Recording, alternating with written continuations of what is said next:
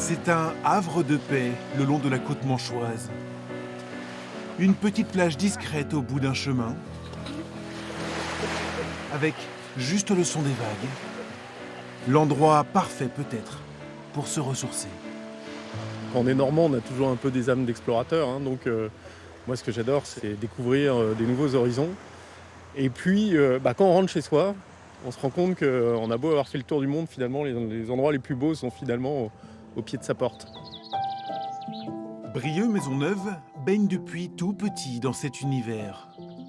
Mais cette mer si apaisante lui a pourtant tout pris.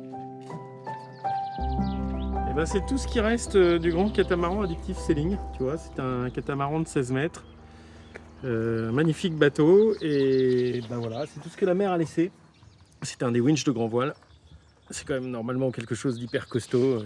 On voit bien que la mer a fait son boulot, quoi. Il est complètement détruit. Et pourtant, l'aventure était belle. 3, 2, 1, départ! 9 novembre 2022, les 138 skippers de la route du Rhum s'élancent de Saint-Malo pour une traversée de l'Atlantique. À bord de son multicoque Addictive Sailing, notre Normand profite à fond du moment. Les conditions sont assez viriles ce matin. Le vent n'est pas si fort que ça. 20 nœuds, 25 nœuds, mais on est à des angles où le bateau commence à bien accélérer avec une mer de face qui est assez forte. Cette météo très sport ne va pas s'arranger, au contraire. Je peux pas avancer très vite parce que comme la mer est bien démontée, on peut vraiment tout péter, quoi.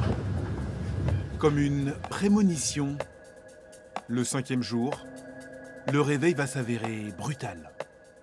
En un matin, dimanche matin, à 7h30, voilà, direction de course qui t'appelle. Bon, c'est fini, là, je chavirais.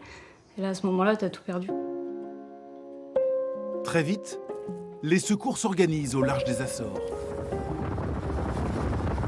Quand tu sais que c'est Jean-Pierre Dick qui vient te récupérer, t'es quand même un peu plus serein que si c'était un marin lambda.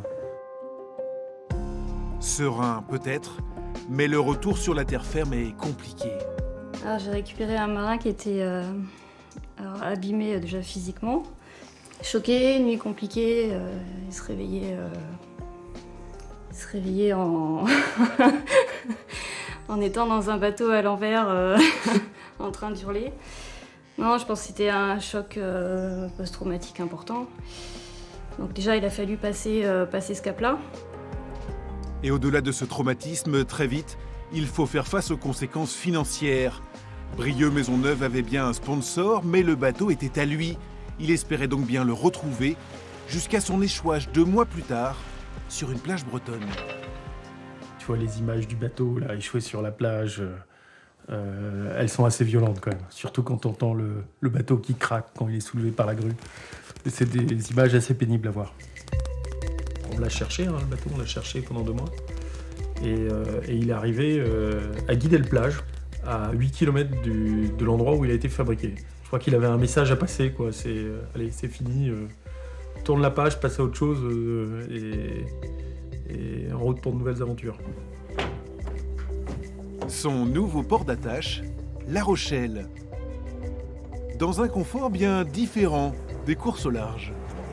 Il y a une cafetière à bord de ce bateau? Il y a une cafetière, il y a des capsules, bien évidemment. C'est vrai? Le cinquantenaire manchois joue désormais les VRP pour un fabricant local de multicoques.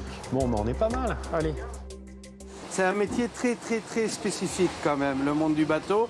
Et retrouver des personnes dans les chantiers qui naviguent, c'est très important pour nous. Et pour les clients aussi, parce qu'ils vont retrouver quelqu'un qui comprend leurs besoins et qui sait aussi les conseiller.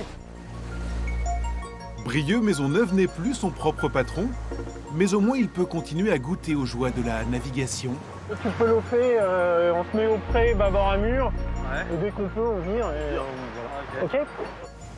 Sentir le vent s'engouffrer dans les voiles et partager sa passion pour la mer. Notre but, c'est vendre des bateaux à des clients et faire en sorte que nos clients puissent vivre leurs rêves à travers ces bateaux. C'est des bateaux qui sont faits pour traverser l'Atlantique, faire le tour du monde. Donc c'est vraiment un métier sympa puisque quelque part on vend du rêve. Quant à ses rêves, il n'y a pas renoncé. Ils sont toujours là, dans un coin de sa tête. C'est comme commencer un très bon bouquin et puis l'oublier dans le train et être impatient de découvrir la suite. Ben, c'est ça, c'est cette route du Rhum. Je ne sais pas si ce sera la prochaine, si ce sera celle d'après.